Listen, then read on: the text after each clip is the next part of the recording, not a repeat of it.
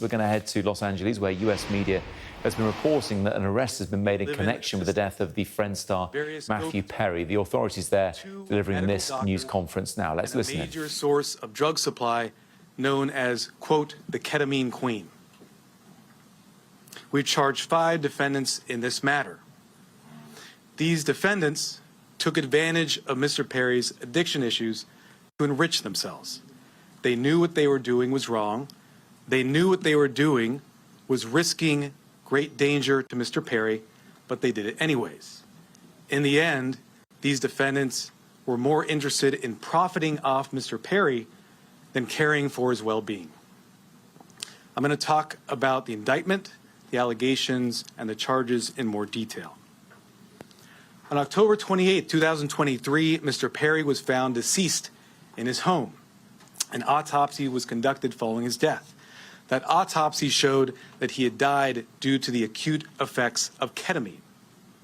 Ketamine is a controlled substance. It has some legitimate uses, but it is also used illegally.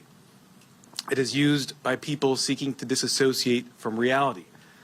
It can cause serious health effects, serious health problems, including loss of consciousness, including spikes in blood pressure, and including respiratory issues that can deprive the brain of oxygen.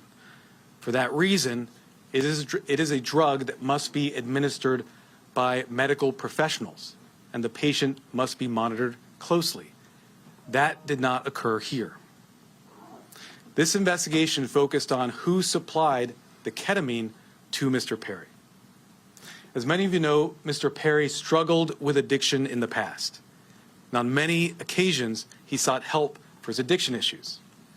The investigation revealed that in the fall of 2023, Mr. Perry fell back into addiction, and these defendants took advantage to profit for themselves. The 2 lead defendants in this case are defendants Salvador Plasencia and defendant Jasvin Sanya. First, I'll talk about defendant Plasencia. Defendant Plasencia was a medical doctor. He worked with another medical doctor, defendant Mark Chavez, to obtain ketamine. He then worked with Mr. Perry's live-in assistant, defendant Kenneth Iwamasa, to distribute that ketamine to Mr. Perry. Over 2 months, from September to October 2023, they distributed approximately 20 vials of ketamine to Mr. Perry in exchange for $55,000 in cash. Defendant Plasencia saw this as an opportunity to profit off of Mr. Perry.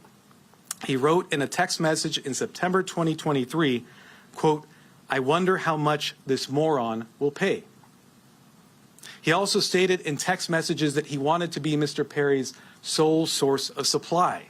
He wrote in a text message that he wanted to be Mr. Perry's, quote, "go-to for drugs."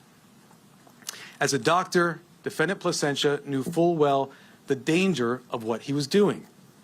In fact, on one occasion, he injected Mr. Perry with ketamine, and he saw Mr. Perry freeze up and his blood pressure spike.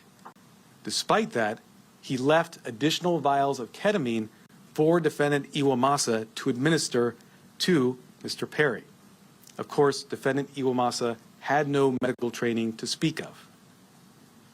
Defendant Plasencia knew what he was doing was harming Mr. Perry. He had spoken to another patient in mid-October 2023, and he told that patient that Mr. Perry was spiraling out of control with his addiction. Nonetheless, defendant Plasencia continued to offer ketamine to Mr. Perry. Likewise, defendant Sanya knew what she was doing was harming defendants and also Mr. Perry. She took advantage of Mr. Perry by selling large amounts of ketamine to Mr. Perry over a 2-week period in October of 2023. She sold approximately 50 vials of ketamine for approximately $11,000 in cash. She worked with a broker, defendant Eric Fleming, and also the live-in assistant, defendant Iwamasa, to distribute this ketamine. Sanya and the broker, Defendant Fleming, saw this as an opportunity to profit off of Mr. Perry. In a text message, the broker wrote, quote, "I wouldn't do it if there wasn't a chance of me making money for doing this." Defendant Sonia sold the batch of ketamine that resulted in Mr. Perry's death on October 28th.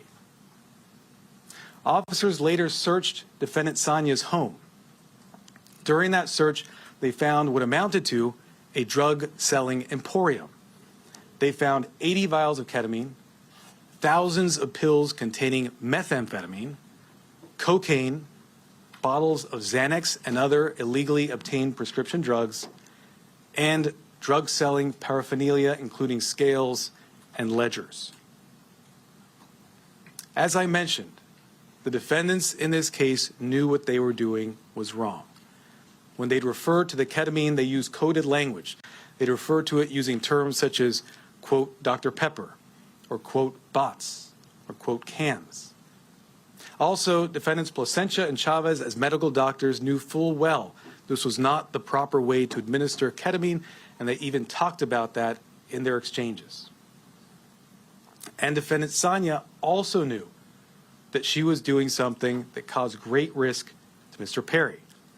In fact, during this investigation, we learned that several years before, in 2019, defendant Sonia had sold ketamine to another customer. That person died the same day, and a family member of that person sent a message to defendant Sonia telling her the cause of death was ketamine. Nonetheless, defendant Sonia continued selling drugs, including ketamine, including the ketamine that ultimately killed Mr. Perry. That other victim was a person named Cody McLaury. He died in 2019.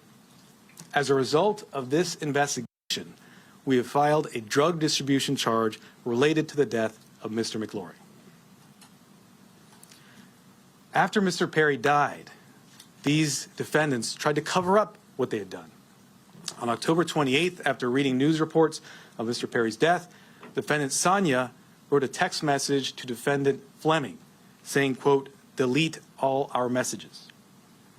Likewise, after Mr. Perry's death, defendant Placentia falsified medical records and notes to try to make it look like what he was doing was legitimate. It was not. We have filed numerous federal charges against the 5 defendants. These charges include conspiracy to distribute ketamine, distribution of ketamine resulting in death, maintaining drug-involved premises for that drug-selling emporium the defendant Sonia had, altering and falsifying records related to a federal investigation for those false medical notes and records that defendant Placentia made, and multiple other trafficking counts. Of course, the defendants are presumed innocent until proven guilty. The penalties these defendants face are very significant. With regard to defendant Placentia, the statutory maximum sentence he faces is 120 years in federal prison. And with regard to defendant Sonia, the statutory maximum she faces is life imprisonment. By filing these extensive and serious charges, we are sending a clear message. If you are in the business of selling dangerous drugs, we will hold you accountable for the deaths that you cause. This is nothing new for us. Since 2022, my office has filed over 60 cases against drug dealers who've caused the death of another person. These cases are known as death resulting cases. They are labor-intensive cases, and we work with our law enforcement partners, including ones represented here today, to bring those cases. Our office is a national leader in bringing those cases. They're very important because every victim's life counts. If you are in the drug selling business and you're selling dangerous drugs, you are playing roulette with other people's lives, just like the 5 defendants here did to Mr. Perry. Defendants nowadays are on full notice that the products they sell could result in the death of another person. Therefore, if you're in the drug business, and despite these risks you continue in the drug business, you are pushed by greed to gamble with other people's lives, be advised, we will hold you accountable. I want to thank our partners in this case, the Los Angeles Police Department, the Drug Enforcement Administration, and the U.S. Postal Inspection Service. These investigators did a phenomenal job digging into the case, looking at every angle to develop a case, a strong case against not only those who killed Mr. Perry, but also Mr. McLaury.